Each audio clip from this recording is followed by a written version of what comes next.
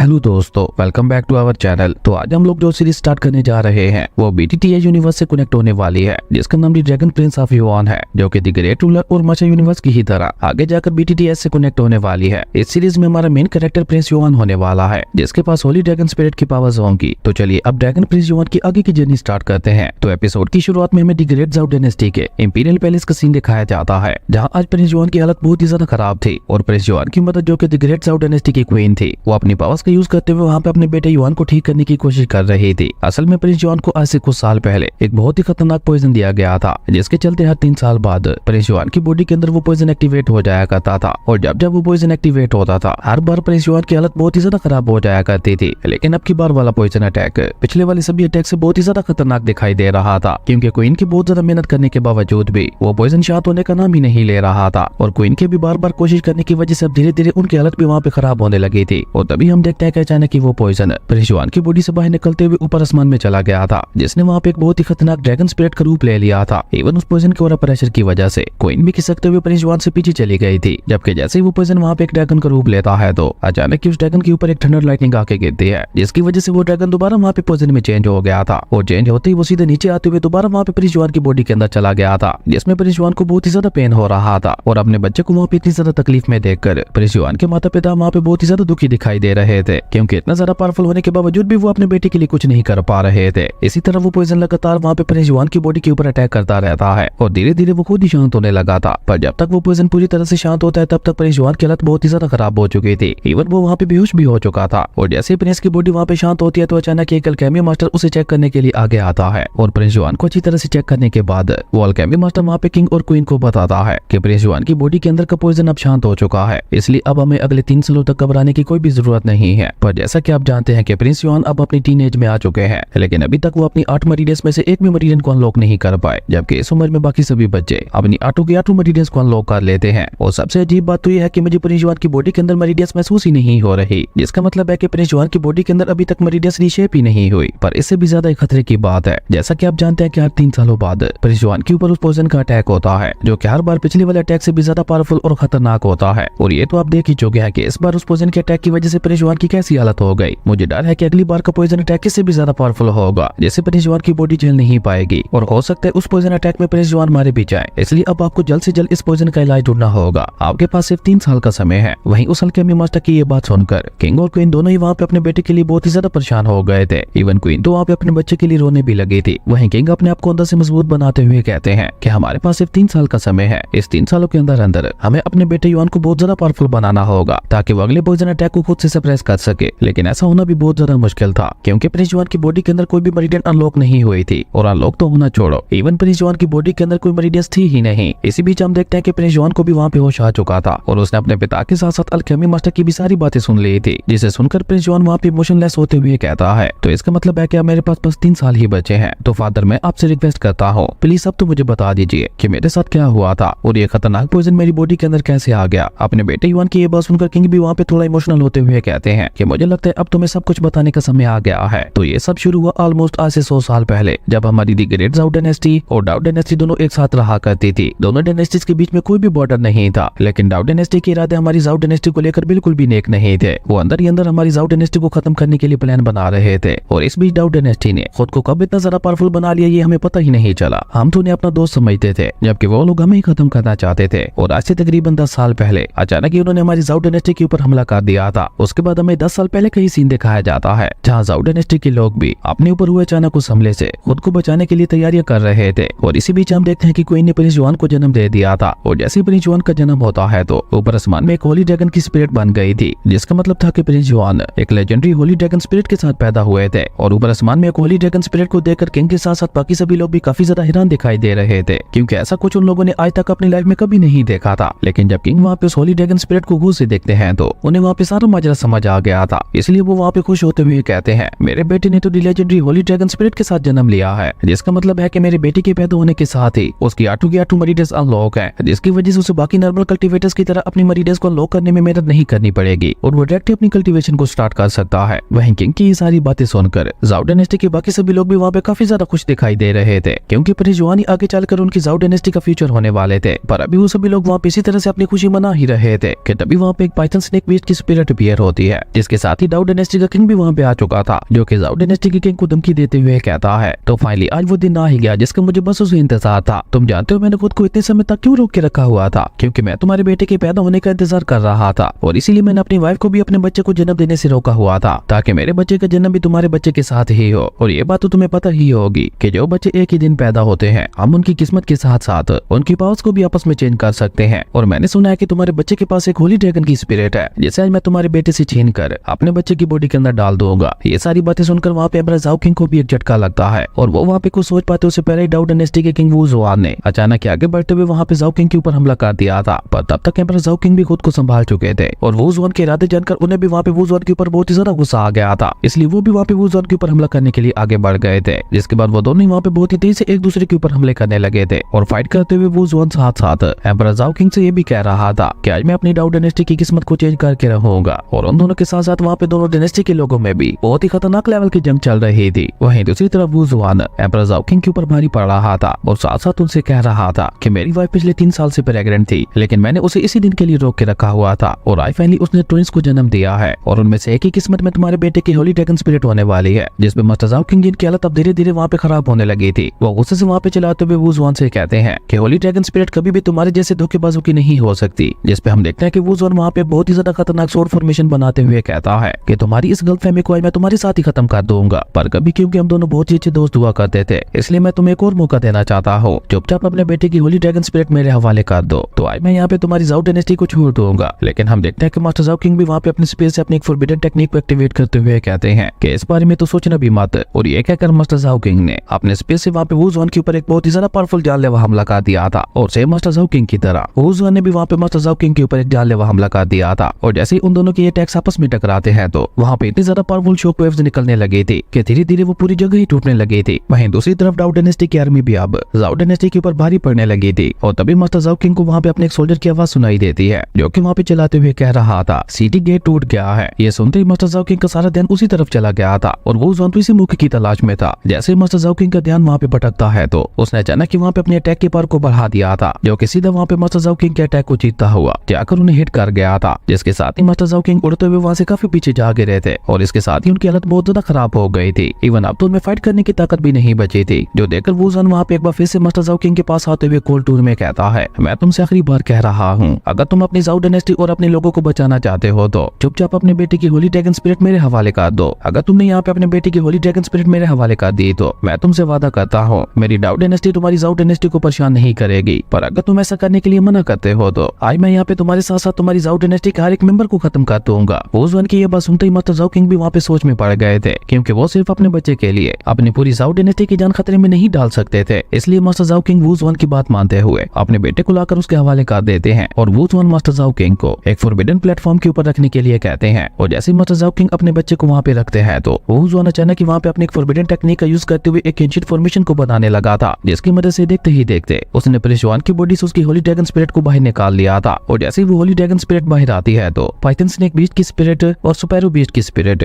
दोनों वहाँ पे उस होली ड्रैगन स्पिरिट के ऊपर हमला करने लगी थी। लेकिन हम देखते हैं कि वो होली ड्रैगन स्पिरिट अकेले ही वहाँ पे दोनों के ऊपर भारी पड़ रहा था, जो देखकर मास्टर वू जुआन ने वहाँ पे उस होली ड्रैगन स्पिरिट के ऊपर अपनी सोर्ड से एक बहुत ही ज्यादा पावरफुल हमला करते हुए उसे वहाँ पे कमजोर कर दिया था। और इस मौके का फायदा उठाकर उस पाइथन स्नेक बीस्ट और स्पैरो बीस्ट ने वहाँ पे उस होली ड्रैगन स्पिरिट की पावर को ऑब्जर्व करना शुरू कर दिया था, जो देखकर वू जुआन वहाँ पे एक डेविल स्माइल करते हुए कहता है कि पाइथन स्नेक बीस्ट के साथ साथ स्पैरो बीस्ट और होली ड्रैगन की स्पिरिट भी मेरे पास आ गई है और इन तीनों खतरनाक स्पिरिट्स के मेरे पास होते हुए कोई भी मेरे साथ पंगा लेने के बारे में सोच भी नहीं सकता। अब मैं इस पूरे कॉन्टिनेंट के ऊपर राज करूंगा। और अभी वू जुआन वहाँ पे ये सब कहते हुए खुश हो ही रहा था कि तभी उसकी नजर वहाँ पे प्रिंस जुआन के ऊपर पड़ती है, जिससे भले ही उसकी होली ड्रैगन स्पिरिट ले ली गई थी पर अभी भी उसे वहाँ पे चारों तरफ से एक होली ऑरा ने घेर रखा था, जो कि धीरे धीरे वहाँ पे प्रिंस जुआन को हील कर रहा था, क्योंकि उस होली ड्रैगन के चले जाने की वजह से प्रिंस जुआन की मरीडस बहुत ही बुरी तरह से डैमेज हो चुकी थी। ये देखते ही वू जुआन को वहाँ पे अपने मन ही मन में बहुत ज्यादा डर लगने लगा था। वो खुद से ही कहता है कि इस बच्चे से निकल रहा ये पावरफुल ऑरा न जाने क्यों मुझे बहुत ही ज्यादा डर का एहसास करवा रहा है। मुझे लगता है ये लड़का फ्यूचर में चलकर मेरे लिए बहुत बड़ी मुसीबत बन सकता है, इसलिए मुझे हमेशा हमेशा के लिए इसे डिसेबल बना देना चाहिए। और ये कहकर वू जुआन ने डायरेक्टली वहाँ पे प्रिंस जुआन की मरीडस के ऊपर अटैक करते हुए उन्हें वहाँ पे पूरी तरह से डिस्ट्रॉय कर दिया था। और आज जो प्रिंस जुआन की हालत थी उस सब का जिम्मेदार वू जुआन ही था। अपने पिता की ये सारी बातें सुनते ही प्रिंस जुआन को वहाँ पे अपने माता पिता के लिए बहुत ज्यादा बुरा लगने लगा था। और ऊपर से वो अल्केमी मास्टर वहाँ पे प्रिंस जुआन को बताते हैं कि तुम्हारी मदद तुम्हारे पॉइजन को ठीक करने के लिए अपनी सारी पावर्स लगा देती है, जिसकी वजह से उनका लाइफ साइकिल भी घटते हुए छोटा होता जा रहा है। ऐसा समझ लो कि अब तक तुम जो जी रहे हो वो तुम्हें तुम्हारी माँ की दी हुई जिंदगी है, क्योंकि तुम्हें ठीक करते करते उनका लाइफ साइकिल इतना छोटा हो गया है। क्या वो मुश्किल से 10 साल ही और जिंदा रह पाएगी? और अगर एक बार और वो पॉइजन अटैक तुम्हारे ऊपर होता है तो इस बार तुम्हें ठीक करने के चक्कर में तुम्हारी माँ ही खत्म हो जाएगी। इसलिए अब तुम्हारी बारी है अपने माता पिता के लिए कुछ करने की। वहीं ये सारी बातें सुनते हुए प्रिंस जुआन की आंखें वहाँ पे गुस्से से लाल हो गई थी। उसे इतना गुस्सा आज तक कभी नहीं आया था,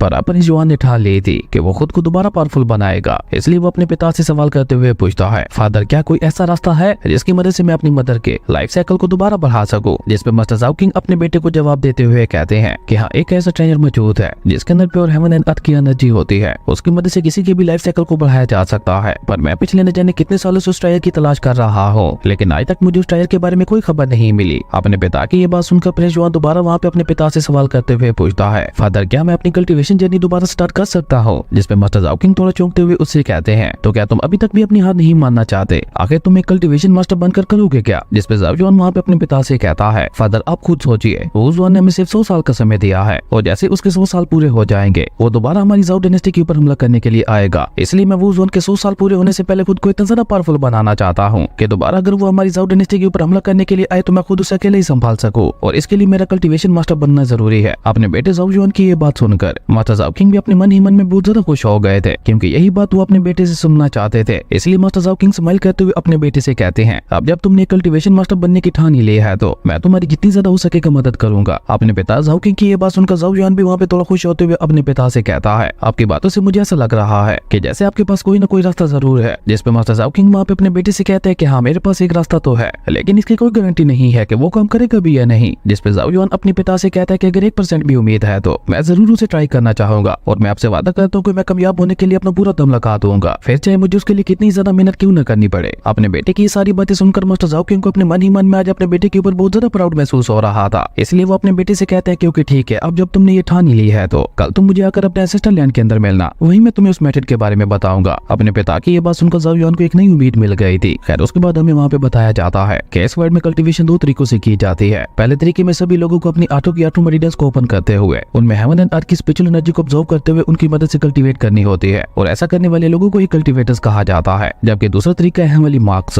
इस मेथड में कुछ अलग अलग हेवनली सिंबल्स को बॉडीज के अलग अलग पार्ट्स के ऊपर बनाया जाता है, जिनकी मदद से अपनी बॉडी के एक खास हिस्से की पावर को भी बढ़ाया जा सकता है। फॉर एग्जाम्पल जाओ जुआन अगर एक लाइटनिंग हेवनली मार्क को अपने पैरों के ऊपर लगा लेता तो उसकी स्पीड बहुत ही ज्यादा तेज हो जाती, इवन फिर एक नॉर्मल कल्टीवेटर भी उसका सामना नहीं कर सकता था। तो इसी से आप अंदाजा लगा सकते हैं कि ये हेवनली सिंबल्स कितने ज्यादा पावरफुल होते हैं। लेकिन इस वर्ल्ड में हेवनली सिंबल्स को ज्यादा वैल्यू नहीं दी जाती, क्योंकि एक तो इन्हें सीखना बहुत ज्यादा मुश्किल था, दूसरा लोगों को ये ज्यादा ताकतवर नहीं लगते थे। पर इन हेवनली सिंबल्स की असल ताकत को सिर्फ वही लोग ही समझ पाते थे जिन्हें इन हेवनली सिंबल्स के बारे में थोड़ी बहुत नॉलेज थी। और क्योंकि जाओ जुआन की मरीडियंस बचपन में ही डिस्ट्रॉय कर दी गई थी, इसलिए मास्टर जाओ किंग बचपन से ही अपने बेटे से उन हेवनली मास्क को बनाने की प्रैक्टिस करवा रहे थे, क्योंकि इसके अलावा जाओ जुआन को खुद को पावरफुल बनाने का कोई रास्ता भी तो नहीं था। उसके बाद सीन चेंज होता है, हमें द ग्रेट जाओ एकेडमी का सीन दिखाया जाता है, जहाँ पे एक मास्टर अपने सभी डिसेबल्स को उन हेवनली मास्क को बनाने की ट्रेनिंग दे रहे थे। लेकिन हम देखते हैं कि वहाँ पे बैठे हुए किसी भी डिसेबल को इन हेवनली मास्क को सीखने में कोई भी दिलचस्पी नहीं थी। पर जाओ जुआन को ये हेवनली मास्क बहुत ही ज्यादा दिलचस्प लगते थे, इसलिए वो अपने पूरे फोकस के साथ वहाँ पे उन हेवनली मास्क को बनाने में लगा हुआ था। और देखते ही देखते जाओ जुआन ने वहाँ पे अपने सामने एक बॉडी लाइटनिंग हेवनली मार्क को क्रिएट कर लिया था, जिसका इस्तेमाल करते हुए कोई भी पर्सन अपनी स्पीड को बहुत ज्यादा बढ़ा सकता था। इवन ऐसे लोग भी जो कल्टीवेशन नहीं कर पाते, अगर उनकी बॉडीज के ऊपर भी ये सिंबल्स बना दिए जाते तो वो भी एक कल्टीवेटर की तरह कहीं ज्यादा पावरफुल हो जाते। तभी हम देखते हैं कि वहाँ पे यूवी नाम की एक लड़की जाओ जुआन से मिलने के लिए आती है, जिसे देखते ही जाओ जुआन वहाँ पे उसे सवाल करते हुए पूछता है, यूवी अब तुम्हारे ग्रैंडफादर कैसे हैं? जिस पे यूवी भी स्माइल करते हुए जाओ जुआन को बताती है कि अब तो ग्रैंडफादर की तबीयत पहले से काफी ज्यादा अच्छी है और ये सब सिर्फ और सिर्फ आपकी वजह से ही हो पाया है। इवन मेरे ग्रैंडफादर आपको और आपके पिता का शुक्रिया अदा करने के लिए आप लोगों को खाने पे भी बुलाने वाले हैं। यूवी की मुलाकात जाओ जुआन से आज से कुछ साल पहले हुई थी। असल में यूवी का ताल्लुक एक गरीब परिवार से था और आज से 1 साल पहले जब उसके ग्रैंडफादर की तबीयत खराब हुई थी तो वो अलग अलग अल्केमी मास्टर्स को बुलाने के लिए भाग दौड़ कर रही थी। लेकिन क्योंकि यूवी के पास इतने ज्यादा पैसे नहीं थे कि वो किसी भी अल्केमी मास्टर का खर्च उठा पाती, इसलिए कोई भी अल्केमी मास्टर यूवी की मदद करने के लिए तैयार ही नहीं था। और उस समय जाओ जुआन ने वहाँ पे यूवी की मदद की थी। जाओ जुआन ने न सिर्फ वहाँ पे यूवी के ग्रैंडफादर की जान बचा ली थी, बल्कि उसी के साथ साथ उसका एडमिशन भी अपने साथ जाओ एकेडमी में करवा लिया था। और एकेडमी में आने के बाद यूवी का असल टैलेंट बाहर आने लगा था। उसने सिर्फ 1 साल के अंदर ही यहाँ के सभी पुराने डिसेबल्स को भी पीछे छोड़ दिया था, जिसके लिए जाओ जुआन बहुत ही ज्यादा खुश था। वो यूवी की तारीफ करते हुए कहता है कि इसी तरह से हार्ड प्रैक्टिस करती रहो। आज से ठीक 2 महीने बाद यहाँ पे इनर एकेडमी में जाने के लिए एक बहुत बड़ा टेस्ट होने वाला है। अगर तुमने उस टेस्ट को पास कर लिया तो तुम डायरेक्ट यहाँ से इनर एकेडमी में चली जाओगी। पर अभी जाओ जुआन यूवी से ये सब कह ही रहा था कि तभी पीछे से जूलिंग नाम के एक लड़का वहाँ पे यूवी का मजाक उड़ाते हुए कहता है कि मुझे तो नहीं लगता कि यूवी उस टेस्ट में पार्टिसिपेट भी कर पाएगी। और यहाँ पे जूलिंग ने यूवी का जेट टोकन भी अपने हाथ में पकड़ रखा था, जो देखकर तो जाओ जुआन को भी वहाँ पे थोड़ी हैरानगी होती है और वो मिस यूवी से उसके बारे में सवाल करते हुए पूछता है, यूवी आखिर तुम्हारा जेट टोकन ज़ू के हाथों में क्या कर रहा है? जिसपे हम देखते हैं कि यूवी की बजाय एक लिंगशी नाम का लड़का आगे आकर ज़ाओ युआन को बताता है कि असल में ऐसे कुछ दिन पहले क्लास में ही ज़ोलिंग तुम्हारे पिता और तुम्हारी फैमिली की बेइज्जती कर रहा था, जो कि यूवी को बिल्कुल भी पसंद नहीं आ रहा था। और जब यूवी ने ज़ोलिंग और उसके साथियों को ऐसा करने के लिए मना किया तो उन लोगों ने वहाँ पे यूवी को चैलेंज कर दिया, जैसे यूवी ने भी वहाँ पे खुशी खुशी मान लिया था। और यूवी ने शर्त रखी कि अगर वो ये फाइट जीत गई तो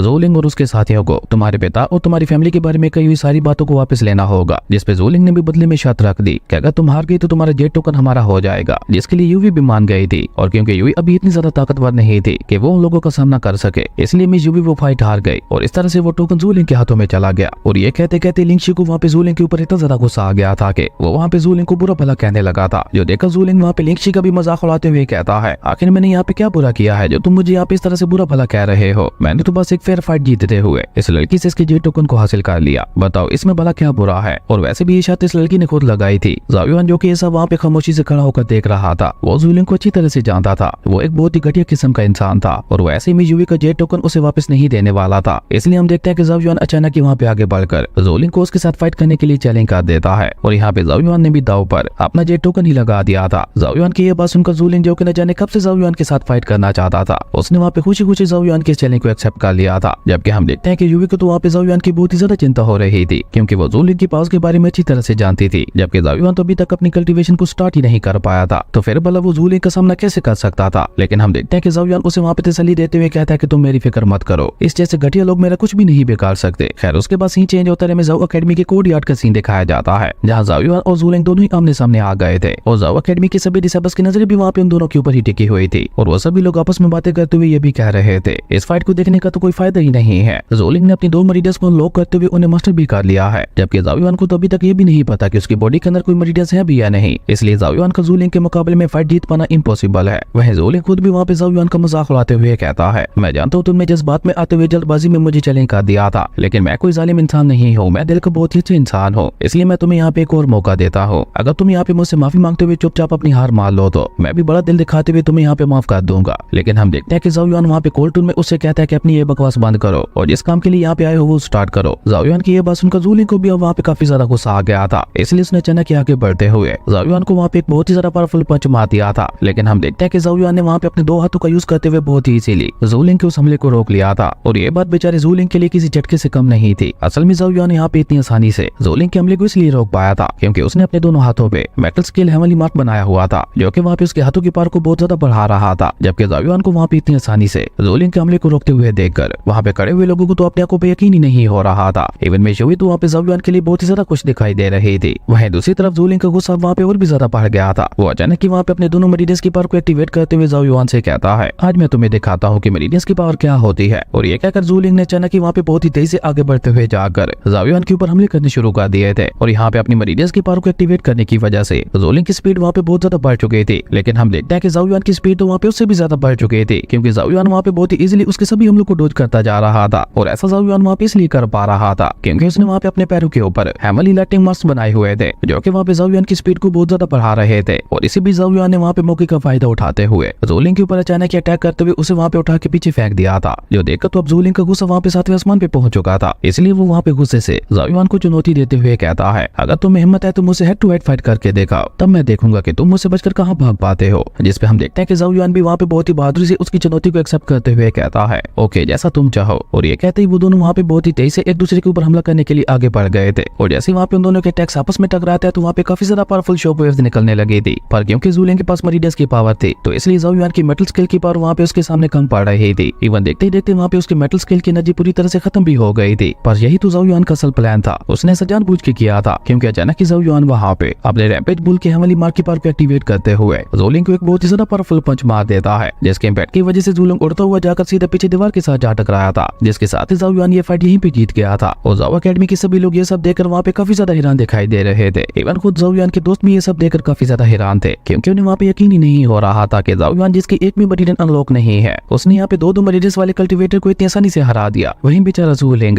जिसके ज़ाओ युआन के सिर्फ इस एक अटैक में ही हालत खराब हो चुकी थी। ज़ाओ युआन वहाँ पे उसके पास जाते हुए उससे कहता है, मुझे तो लगा था कि तुम्हारे साथ फाइट करने में मुझे थोड़ी बहुत परेशानी होगी, लेकिन तुम तो बहुत ही ज्यादा कमजोर निकले। मैं तुम्हें सजेस्ट करता हूँ कि तुम आने वाली कंपटीशन में हिस्सा मत ही लेना, वरना उस कंपटीशन में हर कोई तुम्हें घंटे की तरह बचाता ही रहेगा। देगा। और ये कहकर ज़ाओ युआन वहाँ पे मिजुई के जेट टोकन को लेते हुए वहाँ से वापस मिजुई के पास आ गया था। उसके बाद दोबारा से सीन चेंज होता है, जहाँ पे हम ज़ाओ युआन और मिजुई को आपस में बात करते हुए देखते हैं, जहाँ ज़ाओ युआन उसे उसका जेट टोकन वापस देते हुए उसे कहता है कि अब दोबारा से इसे कहीं मत खो देना। जिसपे मिजुई स्माइल करते हुए ज़ाओ युआन का शुक्रिया अदा करती है और वो वहाँ पे ज़ाओ युआन की तारीफ करते हुए कहती है, मैं वाकई बहुत ज्यादा खुशकिस्मत हूँ जो मुझे तुम्हारे जैसा एक इतना अच्छा दोस्त मिला है। खैर उसके बाद वो दोनों वहाँ पे इसी तरह से आपस में बातें करते हुए एक दूसरे को अलविदा कहकर वहाँ से अपने अपने घर की तरफ निकल गए थे। उसके बाद हमें ज़ाओ एकेडमी के पीछे वाले एरिया का सीन दिखाया जाता है, जहाँ पे लिंगशी ज़ू लिंग को बहुत ही बुरी तरह से पीट रहा था। और यहाँ पे हमें पता चलता है कि असल में तो ये सारा प्लान लिंगशी का ही था। वो ज़ाओ युआन से बहुत ही ज्यादा चलता था। ऐसा समझ लें कि उसे इस दुनिया में सबसे ज्यादा नफरत ज़ाओ युआन से ही थी, इसलिए उसने ज़ू लिंग के साथ मिलकर ज़ाओ युआन को बेइज्जत करने के लिए ये प्लान बनाया था, ताकि वो सबके सामने प्रिंस युआन की बेइज्जती कर सके। लेकिन ज़ू लिंग ने फाइट में हारकर लिंगशी का सारा प्लान ही चौपट कर दिया था। इसलिए लिंगशी वहाँ पे ज़ू लिंग को बहुत ही बुरी तरह से पीट रहा था। और ये सब दूर से खड़ा होकर क्यू नाम के एक लड़का भी देख रहा था, जो कि लिंगशी की तरह ही ज़ाओ युआन को बिल्कुल भी पसंद नहीं करता था। उसके बाद सीन चेंज होता है, हमें एंसेस्टर लैंड का ही सीन दिखाया जाता है, जहाँ पे ज़ाओ युआन अपने फादर ज़ाओ किंग के साथ वहाँ पे आया हुआ था। वहाँ पे माता ज़ाओ किंग अपने बेटे ज़ाओ युआन को बताते हैं कि मुझे अपने एंसेस्टर से पता चला था कि हमारे इस एंसेस्टर लैंड में एक ऐसी एंशिएंट फॉर्मेशन मौजूद है जो कि हमारी किसी भी मुसीबत को हल करने की ताकत रखती है। इसलिए अगर तुम यहाँ पे अपने ब्लड का यूज करते हुए इस फॉर्मेशन को एक्टिवेट कर लेते हो तो मुझे उम्मीद है ये एंशिएंट फॉर्मेशन तुम्हारी मरीडियंस का भी कोई ना कोई इलाज बता ही देगी। पर तुम्हें ये बात जितनी ज्यादा सुनने में आसान लग रही है, असल में एंशिएंट फॉर्मेशन को एक्टिवेट करना उतना ही ज्यादा मुश्किल है। इस बात का अंदाजा तुम इसी से लगा लो कि आज तक हमारी ज़ाओ फैमिली की हिस्ट्री में कोई भी एंशिएंट फॉर्मेशन को एक्टिवेट नहीं कर पाया। पर तुम यहाँ पे अपनी किस्मत आजमा सकते हो सकता है ये फॉर्मेशन तुम्हारी लाइफ बदल दे और तुम्हारी ब्लड लाइन को पहचानते हुए तुम्हारी मरीडियंस को दोबारा ठीक कर दे। अपने पिता ज़ाओ किंग की ये सारी बातें सुनकर ज़ाओ युआन ने भी वहाँ पे खुद को अंदर से मजबूत बनाते हुए अपने खून का एक ड्रॉप उसी एंशिएंट फॉर्मेशन के ऊपर गिरा दिया था। लेकिन हम देखते हैं कि वहाँ पे काफी ज्यादा देर गुजर जाने के बावजूद भी ज़ाओ युआन के ब्लड ड्रॉप से कुछ भी नहीं होता, जो देखकर बेचारा ज़ाओ युआन वहाँ पे काफी ज्यादा उदास हो गया था, क्योंकि ये एंशिएंट फॉर्मेशन ही उसकी आखिरी उम्मीद थी जो कि अब यहाँ पे टूट चुकी थी। पर हम देखते हैं कि ज़ाओ युआन अभी वहाँ पे सेट हो ही रहा था कि तभी अचानक ही वो फॉर्मेशन वहाँ पे एक्टिवेट हो गई थी और देखते ही देखते उस एंशिएंट फॉर्मेशन ने वहाँ पे ज़ाओ युआन को अपने अंदर ले लिया था। जबकि मास्टर ज़ाओ किंग तो ये सब देखते हुए वहाँ पे काफी ज्यादा हैरान दिखाई दे रहे थे, क्योंकि आज से पहले कभी भी उन्होंने इस एंशिएंट फॉर्मेशन को एक्टिवेट होते हुए नहीं देखा था। और तभी देखते ही देखते उस एंशिएंट फॉर्मेशन से एक बैरियर ने बाहर निकलते हुए वहाँ पे ज़ाओ युआन को अपने अंदर ले लिया था। और उस बैरियर के अंदर ज़ाओ युआन के ऊपर वहाँ पे थंडर लाइटनिंग भी गिरने लगी थी, जिनसे बचने के लिए ज़ाओ युआन वहाँ पे फॉर्मेशन के अंदर ही बहुत ही तेजी से मूव करने लगा था।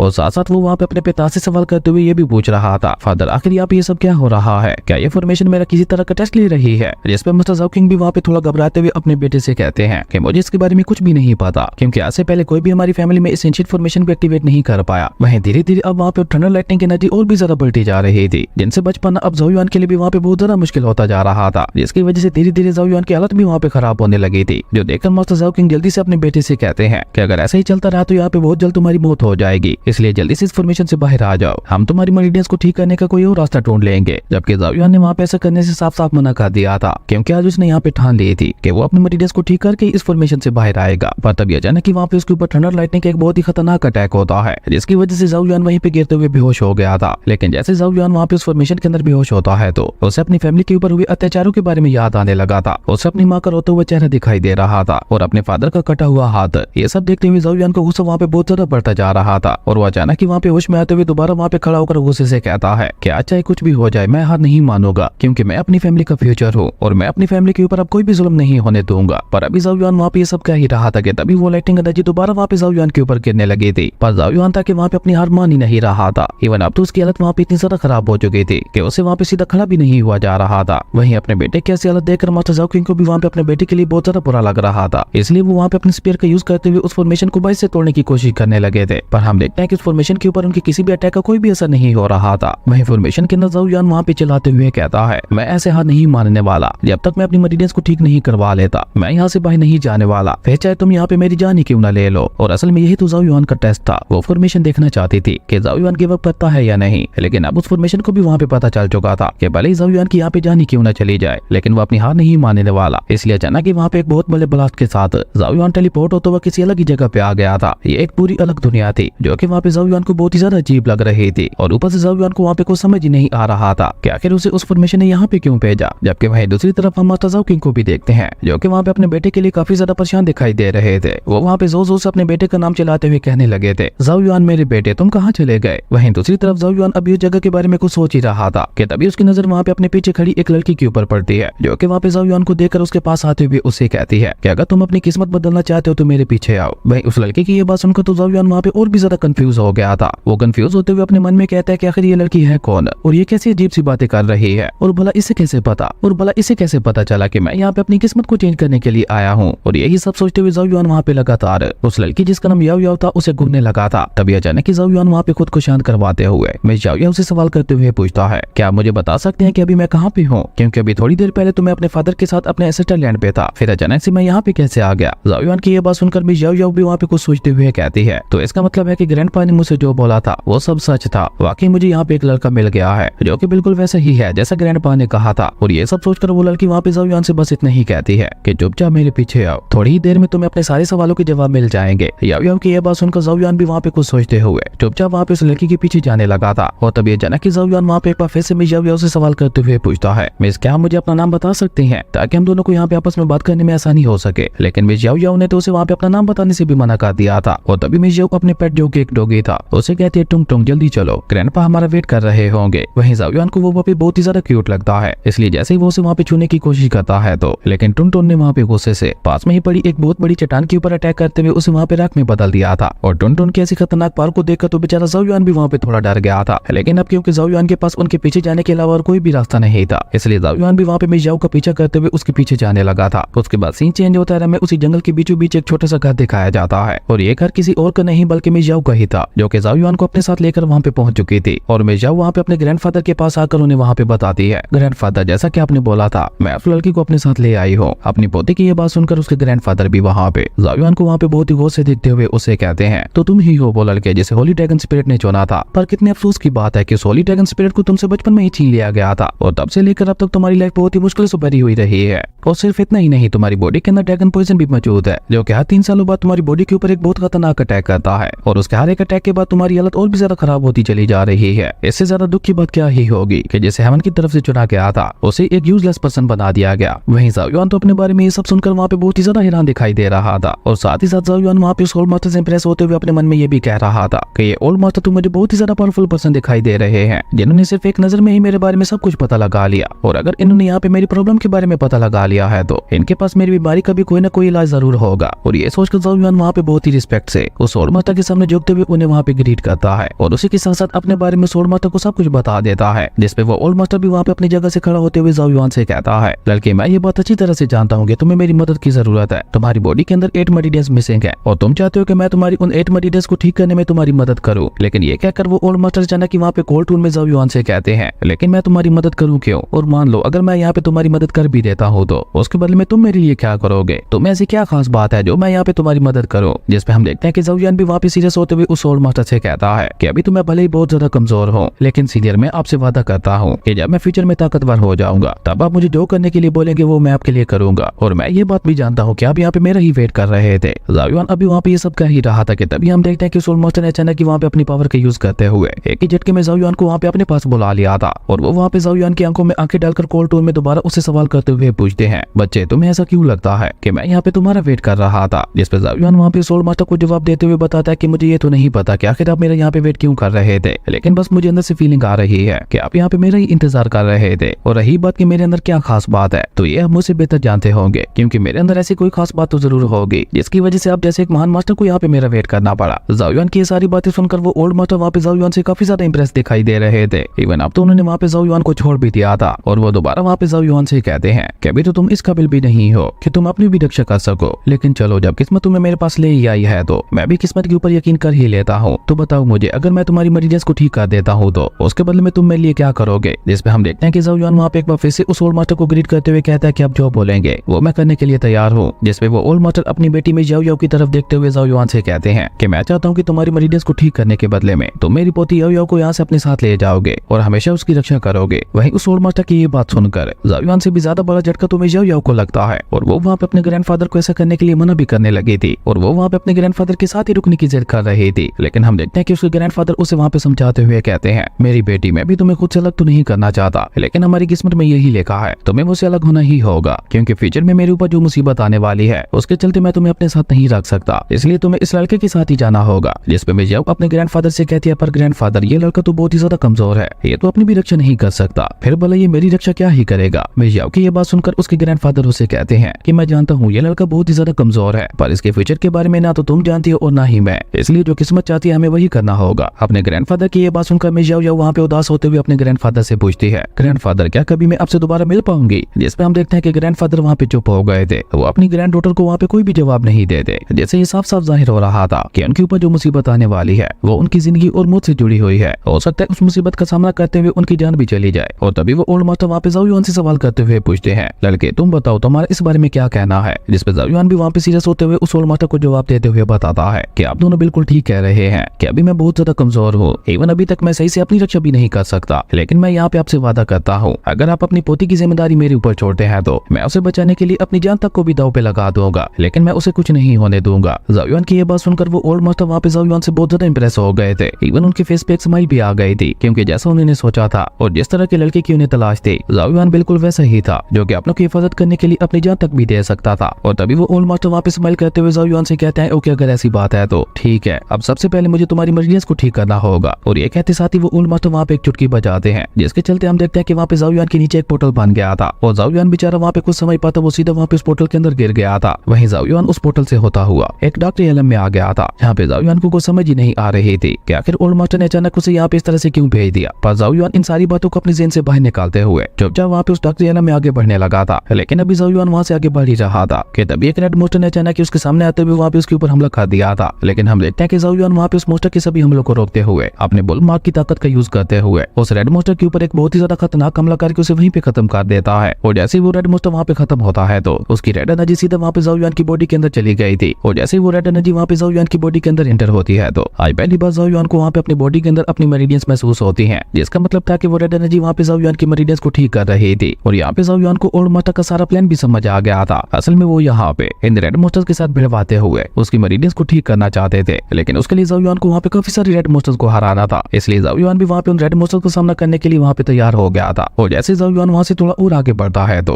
अचानक ही वहाँ पे काफी सारे रेड मोस्टर्स ने आते हुए चारों तरफ से वहाँ पे ज़ाओ युआन के ऊपर हमला करना शुरू कर दिया था। लेकिन हम देखते हैं कि ज़ाओ युआन भी वहाँ पे अपने तीनों हेवनली सिंबल्स की पावर का यूज करते हुए उन रेड मोस्टर्स को वहाँ पे बहुत ही बुरी तरह से खत्म करने लगा था। और देखते ही देखते ज़ाओ युआन ने वहाँ पे आधे से भी ज्यादा रेड मोस्टर्स को खत्म कर दिया था। लेकिन इस सब में ज़ाओ युआन की अपनी हालत भी वहाँ पे काफी ज्यादा खराब हो चुकी थी, इवन अब वो वहाँ से गिरता हुआ काफी ज्यादा नीचे भी आ गया था। और ऊपर से जैसे जैसे ज़ाओ युआन वहाँ पे नीचे आ रहा था वैसे वैसे वो रेड मोस्टर्स भी वहाँ पे खतरनाक होते जा रहे थे। वहीं उन रेड मोस्टर्स का सामना करते हुए धीरे धीरे अब वहाँ पे ज़ाओ युआन के हेवनली सिंबल्स की पावर भी खत्म होने लगी थी। अब उसके पास सिर्फ 3 मिनट की एनर्जी बाकी थी। लेकिन तभी हम देखते हैं कि उन सभी रेड मोस्टर्स ने वहाँ पे आपस में मैच होते हुए एक बहुत बड़े खतरनाक ड्रैगन का रूप ले लिया था, जिसे हराने के लिए ज़ाओ युआन ने भी वहाँ पे अपनी सारी एनर्जी अपने उसी आखिरी हमले में ही लगा दी थी। और देखते ही देखते ज़ाओ युआन ने वहाँ पे जाकर उस रेड ड्रैगन के ऊपर एक बहुत ही ज्यादा पावरफुल हमला करते हुए उसे वहाँ पे खत्म कर दिया था, जिसके खत्म होती उसकी सारी रेड एनर्जी वहाँ पे ज़ाओ युआन की बॉडी के अंदर जाने लगी थी। और जैसे जैसे वो रेड एनर्जी वहाँ पे ज़ाओ युआन की बॉडी के अंदर जा रही थी वैसे वैसे ज़ाओ युआन की मेरिडियंस भी वहाँ पे दोबारा बनती जा रही थी। लेकिन एक साथ वहाँ पे इतनी ज्यादा एनर्जी को ऑब्जर्व करने की वजह से अब धीरे धीरे वहाँ पे ज़ाओ युआन की बॉडी में क्रैक्स आने लगे थे, जिसकी वजह से वहाँ पे ज़ाओ युआन को अपनी बॉडी में इतना ज्यादा पेन हो रहा था कि उसे ऐसा लग रहा था कि वो किसी भी टाइम यहाँ पे मर जाएगा। लेकिन उससे पहले ही हम देखते हैं कि ज़ाओ युआन को अपनी आंखों के सामने अपनी माँ का वो रोता हुआ चेहरा दिखाई देने लगा था। और ये देखते ही ज़ाओ युआन का जोश वहाँ पे एक बार फिर से अपनी पीक पे पहुंच चुका था। वो वहाँ पे गुस्से से चिल्लाते हुए कहता है कि चाहे कुछ भी हो जाए लेकिन मैं यहाँ पे अपनी हार नहीं मानूंगा और मेरी फैमिली के ऊपर जो जो अत्याचार हुए हैं उनका बदला मैं अपने दुश्मनों से लेकर रहूंगा। और उसके लिए आज चाहे मुझे यहाँ पे मुझसे भी ज्यादा दर्द को बर्दाश्त क्यों ना करना पड़े मैं उसे भी बर्दाश्त कर लूंगा। और ये कहते कहते ज़ाओ युआन अब धीरे धीरे वहाँ पे उस रेड एनर्जी को अपने कंट्रोल में लाने लगा था, जिसकी वजह से वो रेड एनर्जी धीरे धीरे वहाँ पे ज़ाओ युआन की बॉडी के अंदर जा रही थी। और उसी के साथ साथ उसकी बॉडी के अंदर उसकी मेरिडियंस भी दोबारा बनने लगी थी। और जब ज़ाओ युआन वहाँ पे उस रेड एनर्जी को पूरी तरह से अपने अंदर अब्जॉर्ब कर लेता है तो अचानक ही वो अपनी आंखें खोल लेता है। लेकिन जैसे ही वो वहाँ पे अपनी आंखें खोलता है तो वो खुद को वहाँ पे उसी ओल्ड मास्टर के सामने पाता है, जो देखकर ज़ाओ युआन वहाँ पे जल्दी से खड़ा होकर वहाँ पे चलाते हुए कहता है कि अभी भी यहाँ पे मेरे साथ क्या हुआ था। जिसपे वो ओल्ड मास्टर वहाँ पे ज़ाओ युआन को शांत करवाते हुए उसे कहते हैं कि वो सब छोड़ो और अपनी बॉडी के अंदर अपनी मेरिडियंस को फील करने की कोशिश करो। उस ओल्ड मास्टर की ये बात सुनकर ज़ाओ युआन भी वहाँ पे खुद को शांत करते हुए अपनी बॉडी के अंदर अपने मेरिडियंस को महसूस करने की कोशिश करने लगा था। और जैसे ज़ाओ युआन वहाँ पे अपनी बॉडी के सोल सी के अंदर आता है तो उससे वहाँ पे अपनी बॉडी के अंदर अपनी 8 मेरिडियंस दिखने लगी थी, जिसे देखकर तो ज़ाओ युआन वहाँ पे इतना ज्यादा खुश हो गया था कि वो वहाँ पे बिल्कुल एक बच्चे की तरह जोर जोर से उछल कूद करने लगा था। वहीं वो ओल्ड मास्टर वहाँ पे दोबारा ज़ाओ युआन को शांत करवाते हुए उसे कहते हैं कि तुम्हारी मेरिडियंस हमेशा से तुम्हारी बॉडी के अंदर ही थी। जब तुम पैदा हुए थे तो तुम्हारी 8 की 8 मेरिडियंस अनलॉक थी, लेकिन उस हादसे के बाद तुम्हारी मेरिडियंस बहुत ही बुरी तरह से डैमेज हो गई थी और तुम्हारी मेरिडियंस को ये भी एहसास हो गया था कि उन्हें तुम्हारी बॉडी के अंदर खतरा है, इसलिए उन्होंने तुम्हारी बॉडी के अंदर खुद को इतना डीपली छुपा लिया था कि तुम्हें तुम्हारी मेरिडियंस सेंस होना भी बंद हो गई थी। लेकिन अभी अभी तुमने जो टेस्ट दिया वो एक रियल टेस्ट था जिसमें तुम्हारी मौत भी वाकया हो सकती थी। और जैसे तुम्हारी मेरिडियंस को लगा कि अब तुम्हारी मौत होने वाली है, इसलिए वो खुद ब खुद ही बाहर आ गई और ऊपर से तुमने अपनी मौत को सरपास करते हुए अपनी मरीडियस को दोबारा बाहर निकाल लिया। उस ओल्ड मास्टर की सारी बातें सुनकर ज़ाओ युआन को भी अब वहाँ पे सारी बात समझ आ गई थी, इसलिए वो ओल्ड मास्टर से कहता है कि अगर मुझे पावरफुल होने के लिए मौत से भी गुजरना पड़े तो मैं उसके लिए भी तैयार हूँ। जिसपे वो ओल्ड मास्टर वहाँ पे ज़ाओ युआन की तारीफ करते हुए कहते हैं कि बहुत अच्छे, मुझे तुमसे यही उम्मीद थी, पर तुम्हारी मरीडियस वापस तो आ गई है, लेकिन अभी भी वो लोग हैं जिन्हें दोबारा से ओपन करने के लिए तुम्हें बहुत ज्यादा मेहनत करनी पड़ेगी। और हाँ, मैं तुम्हें ये भी बता दूं, तुम्हारी मरीडियस बाकी लोगों की तरह आम मरीडियस नहीं है, तुम्हारी मरीडियस बहुत ही ज्यादा खास है, इसलिए तुम्हें इन्हें ओपन करने के लिए भी दूसरों से ज्यादा मेहनत करनी पड़ेगी। जिसपे हम देखते हैं कि ज़ाओ युआन उस ओल्ड मास्टर के सामने अपने दोनों हाथ जोड़ते हुए उनसे कहता है, मास्टर आप फिक्र मत कीजिए, मैं आपसे वादा करता हूँ कि मैं बहुत ज्यादा हार्ड प्रैक्टिस करूंगा और जल्द से जल्द खुद को पावरफुल बनाने की कोशिश करूंगा। जिसपे वो ओल्ड मास्टर ज़ाओ युआन से कहते हैं कि ये तो बहुत ही अच्छी बात है, और वैसे भी तुम जितना जल्दी पावरफुल होगे तुम उतनी ही जल्दी याओ याओ की रक्षा भी कर पाओगे, क्योंकि कुछ रीजंस के चलते याओ याओ अपनी पावर्स का यूज नहीं कर सकती, इसलिए अब से तुम्हें आगे उसकी रक्षा करनी होगी। ओल्ड मास्टर की ये बात सुनकर ज़ाओ युआन भी वहाँ पे सोच में पड़ गया था, क्योंकि अब उसे वहाँ पे ऐसा लगने लगा था कि अगर उसके पावरफुल होने से पहले याओ याओ के ऊपर कोई खतरा आ गया तो फिर वो क्या करेगा। इसलिए वो दोबारा वहाँ पे ओल्ड मास्टर से मदद मांगता है और ज़ाओ युआन की ये बात सुनकर वो ओल्ड मास्टर भी वहाँ पे कुछ सोचते हुए उससे कहते हैं, तुम कह तो बिल्कुल ठीक रहे हो, क्योंकि अभी भी तुम्हें पावरफुल होने में काफी ज्यादा समय लगने वाला है, लेकिन अगर तुम कुछ खास टेक्निक्स का यूज करो तो खुद को समय से पहले ही पावरफुल बना सकते हो। मेरे पास ऐसी टेक्निक्स हैं तो काफी सारी, लेकिन वो मैं किसी भी आउटसाइडर को नहीं दे सकता। उस ओल्ड मास्टर की ये बात सुनकर अचानक हम देखते हैं कि ज़ाओ युआन वहाँ पे उस ओल्ड मास्टर के सामने झुकते हुए उनसे रिक्वेस्ट करते हुए कहने लगा था, सीनियर मैं आपको अपना मास्टर बनाना चाहता हूँ। और ये कहकर ज़ाओ युआन अचानक ही वहाँ पे ओल्ड मास्टर के सामने झुक गया था और उनसे कहने लगा था कि प्लीज मुझे अपना डिसेबल बना लें, इस तरह मैं कोई आउटसाइडर नहीं रहूंगा और आप बिला झिझक अपनी सारी टेक्निक्स भी मुझे दे पाएंगे। ज़ाओ युआन की हरकत को देखकर वो ओल्ड मास्टर वहाँ पे स्माइल करते हुए ज़ाओ युआन से कहते हैं, मानना पड़ेगा लड़के तुम काफी ज्यादा होशियार हो, चलो अब अपनी जगह पे खड़े हो जाओ, मैंने तुम्हें अपना डिसेबल बना लिया है। और ये कहकर मास्टर वहाँ पे अपनी पावर का यूज करते हुए ज़ाओ युआन की बॉडी के ऊपर हवा में उठा देते हैं और अपनी सारी सीक्रेट टेक्निक्स और स्किल्स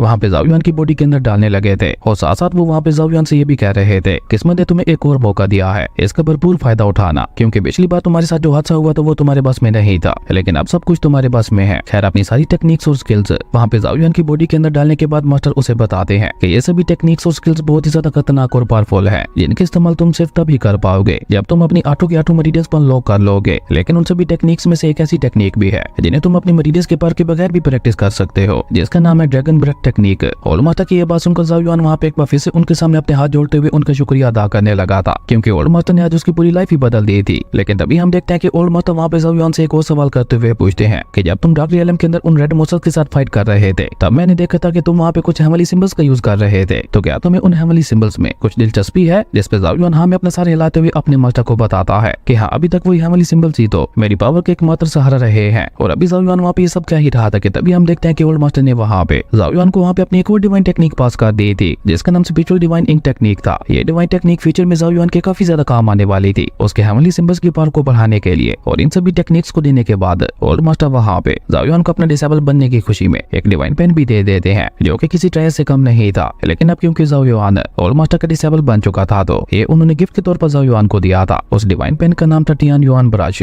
जो कि गोल्ड लेवल के कल्टीवेटर का था और इस दुनिया में काफी ज्यादा मशहूर था, जिसके बारे में ऑलमोस्ट हर कोई जानता था, क्योंकि उस गोल्ड लेवल कल्टीवेटर्स की कहानी चारों तरफ फैली हुई थी और छोटे से छोटा बच्चा भी उसके बारे में जानता था। और ज़ाओ युआन को भी उस गोल्ड लेवल के कल्टीवेटर के बारे में अपने पिता से ही पता चला था। वहीं वो ओल्ड मास्टर वहाँ पे ज़ाओ युआन को इस तरह से हैरान होते हुए देखकर उसे कहता है कि तुमने बिल्कुल सही समझा, ये उसी गोल्ड लेवल के कल्टीवेटर का डिवाइन पेन है जो कि उसके मरने के बाद मुझे मिला था और आज मैं ये तुम्हें पास आउट कर रहा हूँ। इस डिवाइन पेन के ऊपर 9 अलग अलग तरह के डिवाइन एलिमेंट्स बने हुए हैं, जिन्हें तुम्हें अलग अलग एलिमेंट की पावर का यूज करते हुए ही एक्टिवेट करना होगा। और जिस दिन तुमने इन सभी एलिमेंट की पावर को एक्टिवेट कर लिया उस दिन तुम इस डिवाइन पावर को अपनी पूरी पावर के साथ यूज कर पाओगे। और मास्टर की सारी बातें सुनकर ज़ाओ युआन वहाँ पे एक बार फिर से उनका शुक्रिया अदा करता है, क्योंकि ज़ाओ युआन को यकीन ही नहीं हो रहा था कि वाकई उसके हाथ में गोल्ड लेवल के कल्टीवेटर का डिवाइन पेन है, जिसके बारे में आज तक उसने सिर्फ कहानियों में सुना था। और तभी ज़ाओ युआन वहाँ पे अपने मास्टर से सवाल करते हुए पूछता है, मास्टर अब तो आपने मुझे अपना डिसेबल मान लिया है, तो क्या अब आप मुझे अपना नाम बता सकते हैं। जिसपे मास्टर उसे जवाब देते हुए कहते हैं कि मेरा नाम है किंग युआन और हाँ मेरा ये नाम याद रखना, हो सकता है फ्यूचर में ये नाम तुम्हारे काम आए और ये भी हो सकता है कि फ्यूचर में हमारी किसी बहुत ही अजीब जगह पे मुलाकात भी हो जाए जहाँ पे तुम्हें मुझे पहचानने में थोड़ी परेशानी हो, इसलिए मेरा नाम हमेशा याद रखना। और ये कहकर मास्टर किंग युआन वहाँ पे अपनी पोती याओ याओ के पास आते हुए उसे एक जेट लॉकेट देते हुए कहते हैं, मैं जानता हूँ तुम्हारे मन में काफी सारे सवाल होंगे और तुम्हें इस तरह से तुम्हारी इजाजत के बगैर मेरा तुम्हें किसी और के साथ भेजना तुम्हें बिल्कुल भी अच्छा नहीं लग रहा होगा, लेकिन मेरे यकीन करो यही हमारे लिए सबसे सही रहेगा। इस लड़के के ऊपर भरोसा करना, ये हमेशा तुम्हारी हर खतरे से रक्षा करेगा। और हाँ इस जेट लॉकेट को भी हमेशा अपने पास संभाल के रखना, क्योंकि जिस दिन इस जेट लॉकेट ने चमकना शुरू कर दिया तो उस दिन समझ लेना कि हमारे दुश्मनों ने तुम्हें ढूंढ लिया है। तब तुम्हें जितना जल्दी हो सके खुद को कहीं पे सुरक्षित करना होगा। और ये कहकर मास्टर वहाँ पे ज़ाओ युआन से कहते हैं कि याओ याओ की बॉडी के ऊपर एक सील लगी हुई है जिसकी वजह से वो अपने पास का इस्तेमाल नहीं कर सकती, इसलिए तुम्हें हर हाल में उसकी रक्षा करनी होगी। उस सील के बारे में सुनकर ज़ाओ युआन के मन में वहाँ पे काफी सारे सवाल पैदा होते हैं, लेकिन अभी वो इस कंडीशन में नहीं था कि वो अपने मास्टर से कोई सवाल पूछ सके, इसलिए वो अपने मास्टर से कहता है कि मास्टर आप फिक्र मत कीजिए, मैं आपसे वादा करता हूँ कि मैं ज़ाओ याओ को कुछ भी नहीं होने दूंगा। ज़ाओ युआन की ये बात सुनकर मास्टर किंग ने अचानक ही वहाँ पे उन दोनों को भेजने के लिए दोबारा से वहाँ पे एक टेलीपोर्टेशन फॉर्मेशन बना दी थी और वो आखिरी बार वहाँ पे मेरी याओ को देखते हुए कहते हैं, मेरी बच्ची हो सकता है ये हमारी आखिरी मुलाकात हो, शायद इसके बाद हम दोनों दोबारा कभी भी ना मिल पाए। और ये कहकर मास्टर किंग युआन वहाँ पे थोड़ा उदास होते हुए आखिरी लम्हों में अपनी पोती को बहुत ही गौर से देखने लगे थे और वो दोनों को वहाँ से अलविदा करने से पहले एक बार फिर से ज़ाओ युआन से कहते हैं, ज़ाओ युआन मेरे डिसेबल, मुझसे वादा करो कि चाहे कुछ भी हो जाए तुम हर हाल में याओ की हिफाजत करोगे। जिस पे हम देखते हैं कि ज़ाओ युआन भी वहाँ पे अपने मास्टर को तसल्ली देते हुए कहता है कि मास्टर प्लीज आप फिक्र मत कीजिए, अगर मिस याओ की जान बचाने के लिए मुझे अपनी ही जान देनी पड़ी तो मैं पीछे नहीं हटूंगा। और ज़ाओ युआन कैसा कहते हैं मास्टर किंग युआन के फेस के ऊपर थोड़ा सुकून दिखने लगा था, लेकिन इसी के साथ हम देखते हैं कि वो टेलीपोर्टेशन फॉर्मेशन वहाँ पे उन दोनों को टेलीपोर्ट करते हुए वहाँ से गायब हो गई थी और उन दोनों के वहाँ से जाते ही मास्टर किंग युआन वहाँ पे स्माइल करते हुए कहते हैं कि मैंने ये कभी नहीं सोचा था कि ऐसे लास्ट मोमेंट में मुझे एक डिसेबल मिल जाएगा, पर शायद किस्मत को यही मंजूर था। और वैसे भी इस सब के अलावा मेरे पास और कोई भी रास्ता नहीं था, अगर मैं याओ याओ को और ज्यादा देर अपने पास रखता तो मेरे दुश्मनों को उसकी भनक लग जाती, और वैसे भी मेरे कुछ दुश्मनों ने तो मुझे ढूंढ ही लिया है। मुझे लगता है आज मुझे एक बार फिर से पुराने समय की तरह अपने दुश्मनों को मजा चखाना ही होगा। और अभी मास्टर किंग वहाँ पे ये सब कह ही रहे थे कि तभी हम देखते हैं कि अचानक वहाँ का पूरा मौसम चेंज होने लगा था और तभी वहाँ पे हेवन की तरफ से एक लाइटिंग गिरती है जिसके अंदर से हम देखते हैं कि 3 बहुत ही ज्यादा पावरफुल लेवल के वॉरियर्स बाहर निकल कर आते हैं, जो कि तीनों के तीनों गॉड लेवल के वॉरियर्स दिखाई दे रहे थे। और तभी उनमें से एक God warrior master king yuan को देखते हुए उससे कहता है, तो फाइनली आज हमने तुम्हें ढूंढ ही लिया, चलो अब अगर तुम अपनी सलामती चाहते हो तो चुपचाप उस लड़की को हमारे हवाले कर दो, हो सकता है शायद उसके बाद हम तुम्हारी जान बख्श दें। उन गॉड लेवल वॉरियर्स की ये बात सुनकर मास्टर किंग युआन वहाँ पे हंसते हुए उनसे कहते हैं, तो अब तुम्हारे जैसे लोग भी मुझे धमकी देंगे, मुझे लगता है आज मुझे तुम लोगों को अपनी 2 पावर्स दिखानी ही होंगी। और ये कहते हुए मास्टर किंग युआन ने वहाँ पे अपनी एंशिएंट पावर्स को एक्टिवेट कर लिया था, जो कि इतनी ज्यादा खतरनाक थी कि उसका ऑरा सीधा वहाँ पे हद से भी बाहर जा रहा था, जो कि देखने से ऐसा लग रहा था कि आज बरसों बाद किसी गॉड ने अपनी पावर्स को एक्टिवेट किया हो। वहीं अपनी एंशिएंट पावर्स को एक्टिवेट करते ही हम देखते हैं कि मास्टर किंग युआन की बॉडी के ऊपर काफी सारे हेवनली मार्क्स बनकर आ गए थे और इसी से आप अंदाजा लगा सकते हैं कि मास्टर किंग युआन कितने ज्यादा पावरफुल थे। और क्योंकि मास्टर किंग युआन ने अपनी सारी पावर्स और टेक्निक्स ज़ाओ युआन को भी दे दी थी, तो इसका मतलब है कि ज़ाओ युआन भी आगे चलकर अपने मास्टर की तरह ही पावरफुल बनने वाला था। खैर इसी के साथ मास्टर किंग युआन और उन तीनों गॉड लेवल वॉरियर्स के दरमियान फाइट शुरू हो चुकी थी। वो तीनों गॉड्स वहाँ पे बहुत ही तेजी से मास्टर किंग युआन के ऊपर हमला करते हुए उन्हें वहाँ पे हिट करने की कोशिश कर रहे थे, लेकिन हम देखते हैं कि मास्टर किंग युआन वहाँ पे अकेले उन तीनों गॉड्स के ऊपर भारी पड़ रहे थे। इवन वो उन्हें उठाकर वहाँ से पीछे की तरफ फेंकने लगे थे। और इसी बीच मास्टर किंग युआन वहाँ पे एक स्पेस पोर्टल को ओपन करते हुए उन तीनों गॉड लेवल के वॉरियर्स को लेकर भी उसी स्पेस पोर्टल के अंदर आ गए थे, क्योंकि अगर उन लोगों की फाइट वहाँ पे अर्थ पे होती तो हो सकता है उनकी फाइट की वजह से पूरा प्लेनेट ही डिस्ट्रॉय हो जाता, और मास्टर किंग युआन ऐसा नहीं चाहते थे, इसलिए वो उन तीनों को लेकर वहाँ पे एक स्पेस के अंदर आ गए थे, जहाँ पे तो अब मास्टर किंग युआन खुलकर अपने पावर्स का यूज करते हुए उन तीनों गॉड लेवल के वॉरियर्स को बहुत ही बुरी तरह से पीटने लगे थे। ये देखकर वो तीनों गॉडली वॉरियर्स समझ चुके थे कि वो यहाँ पे अकेले अकेले कभी भी मास्टर किंग युआन को नहीं हरा पाएंगे, इसलिए वो तीनों वहाँ पे अपने अपने पास को कंबाइन करते हुए एक बहुत ही ज्यादा खतरनाक फॉर्मेशन बनाने लगे थे, जिसकी मदद से उन्होंने वहाँ पे मास्टर किंग युआन के ऊपर हमला भी कर दिया था। लेकिन हम देखते हैं कि मास्टर किंग युआन ने तो वहाँ पे अपनी सिर्फ एक उंगली की एनर्जी से ही उनके उस सोकॉल्ड पावरफुल फॉर्मेशन को वहीं पे डिस्ट्रॉय कर दिया था, जिसके साथ ही वहाँ पे एक बहुत बड़ा ब्लास्ट भी हो गया था। और ये ब्लास्ट इतना ज्यादा बड़ा था कि वहाँ आसपास मौजूद प्लैनेट्स भी डिस्ट्रॉय होने लगे थे। वहीं दूसरी तरफ हम ज़ाओ युआन और मेई याओ को देखते हैं, जो कि वहाँ पे दोबारा टेलीपोर्ट होते हुए अपने एंसेस्टर लैंड में पहुंच चुके थे, जहाँ पे ज़ाओ युआन के पिता ऑलरेडी वहाँ पे अपने बेटे का वेट कर रहे थे। जबकि हम देखते हैं कि मेई याओ वहाँ पे थोड़ी परेशान दिखाई दे रही थी, जो देखकर ज़ाओ युआन उसे वहाँ पे तसल्ली देते हुए कहता है कि तुम फिक्र मत करो, मास्टर किंग युआन बहुत ही ज्यादा पावरफुल है और मुझे नहीं लगता कि कोई उनका बाल भी बाका कर पाएगा। ज़ाओ युआन की ये बात सुनकर मेई याओ उससे कहती है कि तुम बिल्कुल ठीक कह रहे हो, लेकिन फिर भी अगर किसी ने उन्हें चोट पहुंचाने की कोशिश भी की तो उसका बदला मैं फिर खुद लूंगी। उसके बाद सीन चेंज होता है, हमें अगले दिन का सीन दिखाया जाता है, जहाँ पे ज़ाओ युआन की मदर ज़ाओ युआन के साथ साथ मेई याओ को भी खाना खिला रही थी। लेकिन इसी बीच हम देखते हैं कि मेई याओ की नजर वहाँ पे मास्टर ज़ाओ किंग के ऊपर पड़ती है, जो कि वहाँ पे बैठे वाइन पी रहे थे। वाइन की खुशबू वहाँ पे मेई याओ को भी बहुत ज्यादा अच्छी लगती है, इसलिए वो भी वहाँ पे वाइन को पीने की जिद करने लगी थी, जिसके चलते मास्टर ज़ाओ किंग ने भी वहाँ पे अपनी वाइन का जग उसे पकड़ा दिया था, जैसे मेई याओ ने वहाँ पे एक झटके में खत्म कर दिया था। और ये सब ज़ाओ युआन के साथ साथ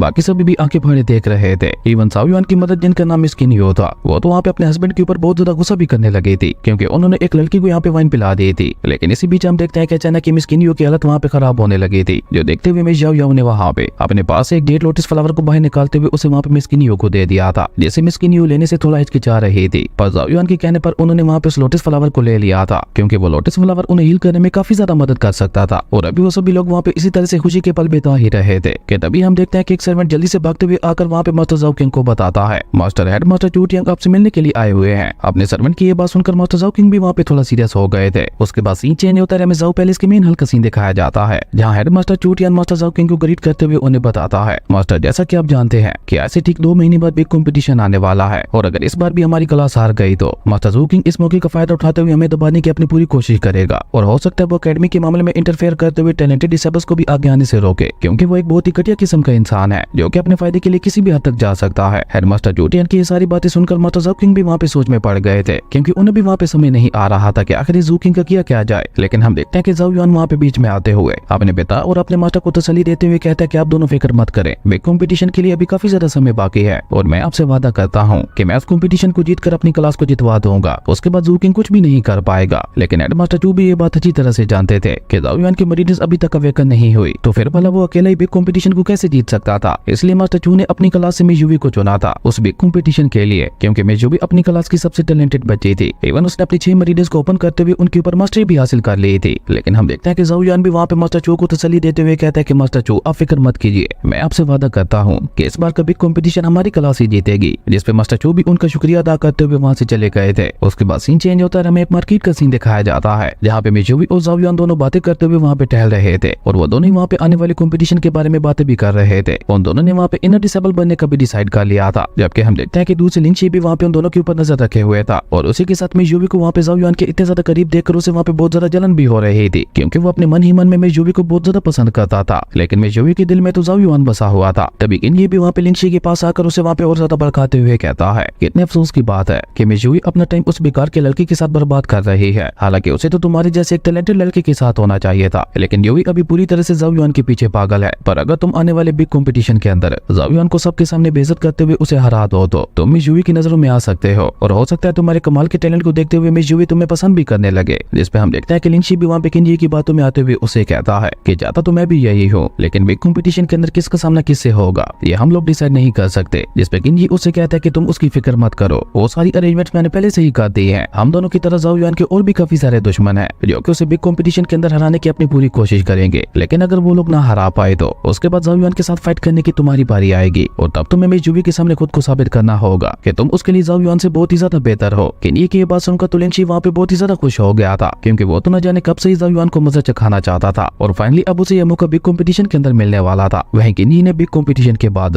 लिंची को अपनी क्लास बी भी ज्वाइन करने की ऑफर दे दी थी, जिसके लिए लिंची भी वहाँ पे खुशी खुशी मान गया था, क्योंकि सभी powerful disables already class B से ही बिलोंग करते थे। असल में ज़ाओ एकेडमी के अंदर 2 क्लासेस थी, एक क्लास ए थी जिसके अंदर ज़ाओ युआन और मिस यूवी थे, जबकि एक दूसरी बी क्लास भी थी जिसके अंदर सभी पावरफुल डिसेबल्स थे जैसे ये किन्ही। और क्लास बी का हेडमास्टर बहुत ही घटिया किस्म का इंसान था, वो अपनी क्लास बी की पावर को लगातार बढ़ाता जा रहा था, क्योंकि वो पूरी ज़ाओ एकेडमी के ऊपर ही कब्जा करना चाहता था। इसलिए क्लास ए के हेडमास्टर जो उस बिग कंपटीशन के लिए बहुत ही ज्यादा परेशान थे। खैर उसके बाद सीन चेंज होता है, हमें अगले दिन का सीन दिखाया जाता है जहाँ हम ज़ाओ युआन को अपनी ड्रैगन ब्रेथ टेक्निक की प्रैक्टिस करते हुए देखते हैं। और आज काफी दिनों की मेहनत के बाद फाइनली आज ज़ाओ युआन ने उस ड्रैगन ब्रेथ टेक्निक को थोड़ा सा सीख लिया था, जिसकी वजह से ज़ाओ युआन वहाँ पे काफी ज्यादा खुश दिखाई दे रहा था। लेकिन मैं ज़ाओ युआन वहाँ पे उसकी खुशियों के ऊपर पानी फेरते हुए कहती है क्या कहा तुमने, तुम इस टेक्निक को सीख गए हो, तुम तो अभी तक इस टेक्निक को सही से समझ भी नहीं पाए हो और तुम कह रहे हो कि तुम इस टेक्निक को सीख गए हो। ये कहकर मैं ज़ाओ युआन वहाँ पे अपने डॉगी टुनटुन से कहती है इससे जरा यहाँ पे ड्रैगन ब्रेथ टेक्निक का डेमो तो दो। मैं ज़ाओ युआन की ये बात सुनकर टुनटुन भी वहाँ पे आगे आते हुए उसी ड्रैगन ब्रेथ टेक्निक को परफॉर्म करने लगा था। और यहाँ पे टुनटुन के पोस्चर ऐसे दिखाई दे रहे थे कि जैसे कोई ह्यूमन उस टेक्निक को परफॉर्म कर रहा है। और जैसे टुनटुन वहाँ पे उस ड्रैगन ब्रेथ टेक्निक का इस्तेमाल करता है तो वहाँ पे प्योर हेवन एंड अर्थ की एनर्जी कंडेंस होते हुए उसकी बॉडी के अंदर जाने लगी थी। इवन टुनटुन ने वहाँ पे ड्रैगन ब्रेथ टेक्निक को इस हद तक मास्टर कर लिया था कि उसके सामने एक छोटा सा ब्लैक होल ओपन होते हुए वहाँ पे मौजूद सारी एनर्जी को अपने अंदर ऑब्जर्व करने लगा था, जो देखकर तो बेचारे ज़ाओ युआन की आंखें भी वहाँ पे फटी की फटी रह गई थी। अब उसे समझ आ रहा था कि मिस ज़ाओ युआन उसे क्या कहना चाह रही थी। ज़ाओ युआन अभी तक वहाँ पे 1% भी उस ड्रैगन ब्रेथ टेक्निक को नहीं सीख पाया था। असल में ड्रैगन ब्रेथ टेक्निक एक कंडेंसिंग टेक्निक थी, जिसकी मदद से आप प्योर हेवन एंड अर्थ की एनर्जी को कंडेंस करते हुए उसे अपनी बॉडी के अंदर ऑब्जर्व कर सकते थे, वो भी अपनी मेरिडियंस को ओपन किए बगैर। ये टेक्निक अपने आप में एक बहुत ज्यादा खास टेक्निक थी, जिसका अभी के लिए ज़ाओ युआन को बहुत ज्यादा फायदा होने वाला था। वहीं टुनटुन को वहाँ पे इतनी अच्छी तरह से ड्रैगन ब्रेथ टेक्निक का इस्तेमाल करते हुए देखकर ज़ाओ युआन उसे काफी ज्यादा इंप्रेस हो गया था और इसलिए ज़ाओ युआन ने वहाँ पे टुनटुन को काफी सारा खाना भी दे दिया था। जिसके बाद हम देखते हैं कि ज़ाओ युआन वहाँ पे एक बार फिर से अपनी उस ड्रैगन ब्रेथ टेक्निक को प्रैक्टिस करने में लग गया था, क्योंकि अभी के लिए उसके पास पावर बढ़ाने का बस यही एक तरीका था। वही वहाँ पे उस टेक्निक को काफी देर तक प्रैक्टिस करने के बाद अब धीरे धीरे ज़ाओ युआन भी वहाँ पे धीरे धीरे उस टेक्निक में मास्टर होने लगा था। पर हम देखते हैं कि जैसे ज़ाओ युआन वहाँ पे हेवन एंड अर्थ की एनर्जी को कंडेंस करते हुए उसे अपनी मेरिडियंस के अंदर डालने की कोशिश करता है तो ज़ाओ युआन को वहाँ पे अपनी बॉडी में बहुत ही ज्यादा पेन होने लगा था। इवन उससे वहाँ पे खड़ा भी नहीं हुआ जा रहा था, जो देखकर मैं ज़ाओ युआन उससे कहती है तो तुम्हें क्या लगा था कि इस टेक्निक को सीखना इतना ज्यादा आसान होता है। जब हम अपनी पहली मेरिडियन को ओपन करने की कोशिश करते हैं तो उस समय में इतना ज्यादा पेन होता है कि ऐसा लगता है कि जैसे कोई हमारी सोल को हमारी बॉडी से बाहर निकाल रहा हो। पर हम देखते हैं कि मिस ज़ाओ युआन भी वहाँ पे ये सब कह ही रही थी कि तभी उसकी नजर वहाँ पे ज़ाओ युआन के ऊपर पड़ती है, जो कि वहाँ पे अपने सारे दर्द को बुलाते हुए दोबारा वहाँ पे उठ के खड़ा हो गया था, जो देखकर तुम्हें ज़ाओ को भी वहाँ पे एक झटका लगता है, क्योंकि ड्रैगन ब्रेथ टेक्निक से होने वाले पेन से आज तक कोई भी इतनी जल्दी बाहर नहीं आ पाया था। जबकि हम देखते हैं कि ज़ाओ युआन ने तो दोबारा वहाँ पे ड्रैगन ब्रेथ टेक्निक को प्रैक्टिस करना शुरू कर दिया था, और ये बात पे ज़ाओ के लिए किसी झटके से कम नहीं थी, क्योंकि ड्रैगन ब्रेथ टेक्निक को दिन में एक बार प्रैक्टिस करने के बाद ही आम कल्टीवेटर्स की हालत खराब हो जाया करती थी। जबकि ज़ाओ युआन को देखने से तो ऐसा बिल्कुल भी नहीं लग रहा था कि उसे यहाँ पे ड्रैगन ब्रेथ टेक्निक को दोबारा प्रैक्टिस करते हुए कोई परेशानी हो रही है। और ये सब देखते हुए अब धीरे धीरे ज़ाओ को भी ज़ाओ युआन में थोड़ी बहुत दिलचस्पी आने लगी थी। वहीं ज़ाओ युआन वहाँ पे उस ड्रैगन ब्रेथ टेक्निक को 4 बार और प्रैक्टिस करता है, जिसके बाद तो ज़ाओ युआन की हालत वहाँ पे इतनी ज्यादा खराब हो गई थी कि वो वहीं पे नीचे लेट गया था। जबकि मियाओ जो कि ये सब बहुत ही गौर से देख रही थी, वो एक इनिशियल लेवल के कल्टीवेटर को इस तरह से ड्रैगन ब्रेथ टेक्निक को 4 बार प्रैक्टिस करते हुए देखकर बहुत ही ज्यादा हैरान दिखाई दे रही थी। उसे अब ऐसा लगने लगा था कि ज़ाओ युआन कोई नॉर्मल इंसान नहीं है, उसमें जरूर कोई तो खास बात है। वहीं ज़ाओ युआन वहाँ पे काफी ज्यादा परेशान दिखाई दे रहा था, क्योंकि आज के दिन वो और ज्यादा ड्रैगन ब्रेथ टेक्निक को प्रैक्टिस नहीं कर सकता था। लेकिन हम देखते हैं कि मियाओ वहाँ पे ज़ाओ युआन के पास आकर उसे वहाँ पे तसल्ली देते हुए कहती है, अपना दिल छोटा मत करो, एक ही दिन में 4 बार ड्रैगन ब्रेथ टेक्निक को प्रैक्टिस करके तुमने पहले ही बहुत बड़ा कारनामा कर दिखाया है। अब मुझे समझ आ रही है कि ग्रैंडपा ने मेरी सुरक्षा तुम्हें क्यों सौंपी थी, और शायद उनका ये फैसला बिल्कुल सही भी था। मियाओ की ये बात सुनकर तो ज़ाओ युआन वहाँ पे बहुत ज्यादा खुश हो गया था, लेकिन तभी उसे मास्टर किंग युआन की कही हुई बातें याद आती हैं कि मियाओ अपनी पावर्स का यूज नहीं कर सकती। ये याद आती ज़ाओ युआन वहाँ पे अपने मन में कहता है, इसका मतलब है कि मियाओ भी बहुत ज्यादा पावरफुल होंगे। इसी वजह से तो मास्टर किंग युआन ने मियाओ की पावर्स के ऊपर सील लगाई थी। और ये सोचकर ज़ाओ युआन वहाँ पे जल्दी से मियाओ के पास आते हुए उनसे पूछता है, मियाओ आपके ग्रैंडपा के मुताबिक आप बहुत ही ज्यादा पावरफुल है, तो इसका मतलब है कि आप फैमिली सिंबल्स के बारे में भी काफी अच्छी तरह से जानते होंगे। जिसपे मियाओ वहाँ में अपना सर हिलाती है, जो देखकर ज़ाओ युआन भी वहाँ पे मियाओ को उसे फैमिली सिंबल्स के बारे में कुछ सिखाने की जिद करने लगा था। लेकिन मियाओ ने तो उसे वहाँ पे साफ साफ मना कर दिया था, ये कहते हुए कि मुझे किसी को भी कुछ भी सिखाने में कोई भी इंटरेस्ट नहीं है। लेकिन ज़ाओ युआन भी बहुत ज्यादा चालाक था, उसे मियाओ की कमजोरी पता थी, इसलिए वो वहाँ पे उसे फैमिली सिंबल्स के बारे में सिखाने के बदले में मियाओ को अपनी सिटी की सबसे बेस्ट वाइन ऑफर करता है। और इस ऑफर के बदले में तो मियाओ को भी ज़ाओ युआन की ये बात माननी पड़ी थी। लेकिन उसी के साथ वो ज़ाओ युआन के सामने एक शर्त रखते हुए ये भी कहती है कि फैमिली सिंबल को बनाने के लिए सबसे ज्यादा जरूरत होती है हमें सोल पावर की, लेकिन तुम्हारी सोल पावर अभी बहुत ही ज्यादा कमजोर है, और अगर तुम मुझसे उन फैमिली सिंबल्स के बारे में सीखना चाहते हो तो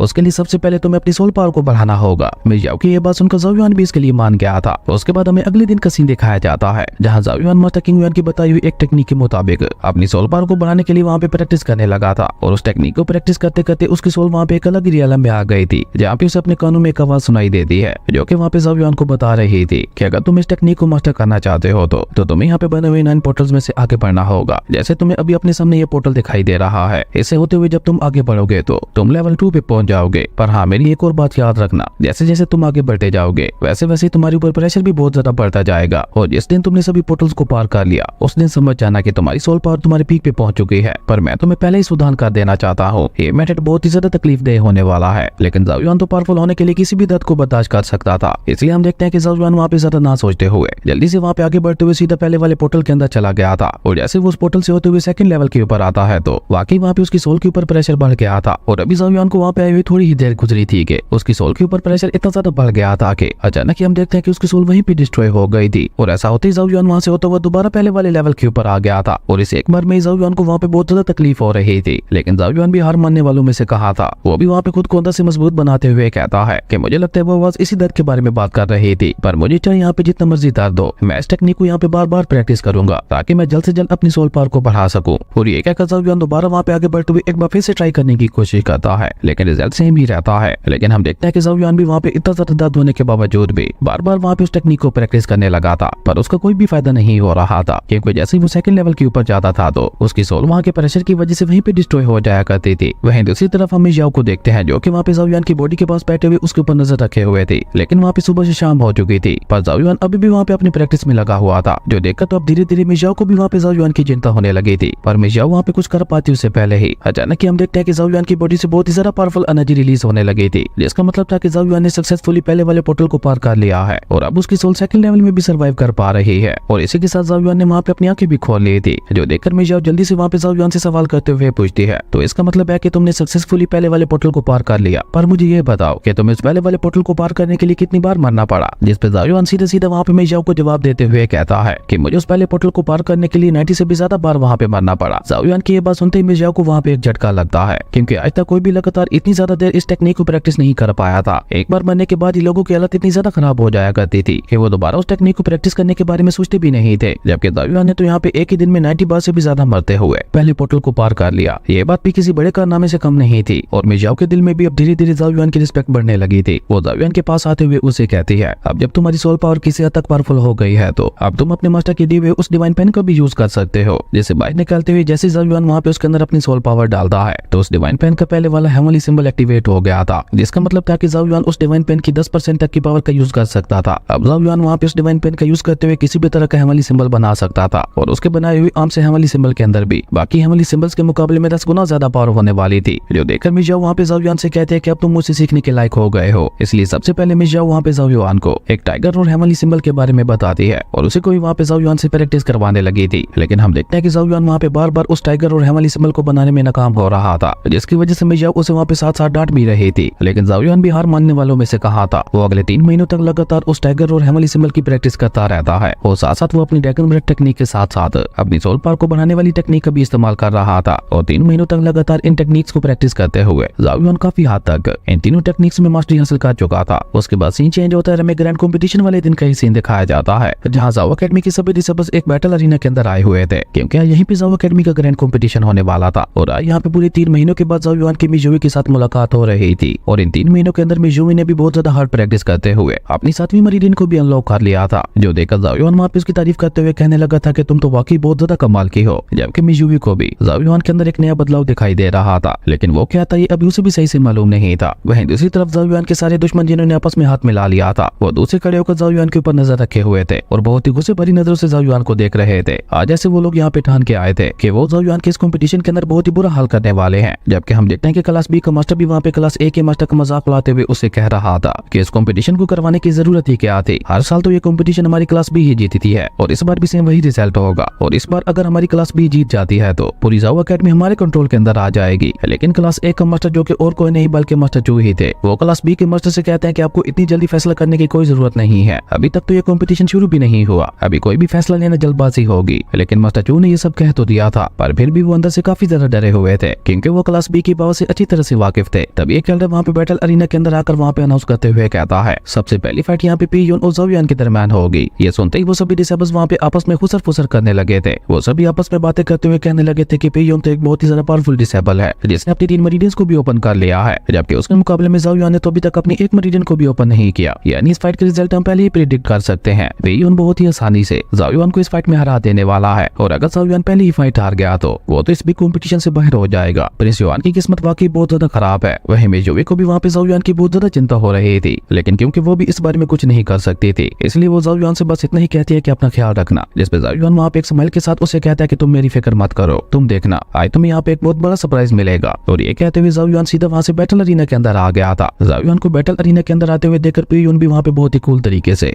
जम करता हुआ जाओ युआन के सामने आ गया था। और ये पी यून भी जाओ युआन के दुश्मनों में से एक था, जैसे कि की यून ने जाओ युआन को हराने के लिए भेजा था। इसलिए पी यून बैटल अरीना के अंदर आते ही अचानक ही वहाँ पे अपनी पास को रिलीज करते हुए बहुत ही अग्रेसिवली जाओ युआन के ऊपर हमले करने लगा था। लेकिन हम देखते हैं कि जाओ युआन भी वहाँ पे अपनी स्पीड का यूज करते हुए बहुत ही इजीली उसके सभी हमलों को रोकते जा रहा था। जो देखकर पी यून वहाँ पे जाओ युआन को धमकी देते हुए कहता है कि चुपचाप अपनी हार मान लो, क्यों यहाँ पे सबके सामने अपनी बेइज्जती करवाना चाहते हो। जिस पर जाओ युआन भी उसे कहता है कि मैं अच्छी तरह से जानता हूँ कि तुम्हें भी यहाँ पे की यून नहीं भेजा होगा और मेरे ख्याल से तो तुम्हें यहाँ पे मेरी फिक्र छोड़कर अपने बारे में सोचना चाहिए। ये सुनते ही पी यून को वहाँ पे इतना ज्यादा गुस्सा आता है कि अब तो उसने वहाँ पे अपनी मरीडियंस के पावर को रिलीज कर दिया था, जिसके बाद वो अपनी मरीडियंस की सारी पावर अपने हाथ में ट्रांसफर करते हुए बहुत ही तेज से वहाँ पे जाओ युआन को एक पंच मारने के लिए आगे बढ़ता है। पर हम देखते हैं कि जाओ युआन वहाँ पे अपनी तरफ आते हुए इतने ज्यादा पावरफुल अटैक को देखकर भी बिल्कुल नहीं घबराता और उसने वहाँ पे अपने सिर्फ एक हाथ का यूज करते हुए ही पी यून के सो कॉल पावरफुल अटैक को बहुत ही इजीली रोक लिया था। इवन हम देखते हैं कि जाओ युआन उसके ऊपर अपनी पावर का प्रेशर डालते हुए उसे अपने घुटनों पे ले आया था। जो देखकर तो वहाँ पे किसी को अपनी आंखों पे यकीन ही नहीं हो रहा था कि एक ऐसा डिसेबल जिसकी कोई भी मरीडियन ओपन नहीं है, उसने 3 मरीडियन वाले डिसेबल को यहाँ पे इतनी आसानी से हरा दिया। ये तो उनमें से किसी ने भी यहाँ पे नहीं सोचा था। और अब तो वो सभी लोग वहाँ पे पी यून का मजाक उड़ाने लगे थे, ये कहते हुए कि हमें लगता है ये पी यून कुछ ज्यादा कमजोर है, इसलिए तो जाओ युआन जैसे एक डिसेबल ने भी उसे यहाँ पे इतनी आसानी से हरा दिया। जो देखकर पी यून को वहाँ पे इतना ज्यादा गुस्सा आता है कि वो एक ही बार पे अपने 3 मरीडियंस की पावर को रिलीज करते हुए बिल्कुल सेम पहले वाली टेक्निक का यूज करते हुए अपने 3 मरीडियंस की पावर को अपने हाथ के अंदर ट्रांसफर करने लगा था और दोबारा वहाँ पे बहुत ही तेज से जाओ युआन को एक पंच मारने के लिए आगे बढ़ गया था। लेकिन हम देखते हैं कि जाओ युआन ने तो वहाँ पे बहुत ही कूल तरीके से पी यून को एक किक मारते हुए उसे बैटल अरीना से भी बाहर फेंक दिया था। और ये बात जाओ युआन के दुश्मनों के लिए किसी झटके से कम नहीं थी। वो सभी अपनी आंखें फाड़ी बैटल अरीना के अंदर ये सब होते हुए देख रहे थे। इवन यहाँ पे जाओ युआन के दोस्त भी काफी ज्यादा सरप्राइज दिखाई दे रहे थे, क्योंकि ये सब तो उन्होंने भी एक्सपेक्ट नहीं किया था। वहीं जाओ युआन बैटल अरीना के अंदर पी यून का मजाक उड़ाते हुए कहता है कि मुझे तो लगा था कि तुम्हारे साथ फाइट करने में मुझे थोड़ा बहुत मजा आएगा, लेकिन तुम्हें हराना तो बच्चों का खेल था। और ये सब कहते हुए जाओ युआन वहाँ पे बहुत ही कूल तरीके से सभी के सामने थोड़ा बहुत शो ऑफ करते हुए बैटल अरीना से बाहर आ गया था।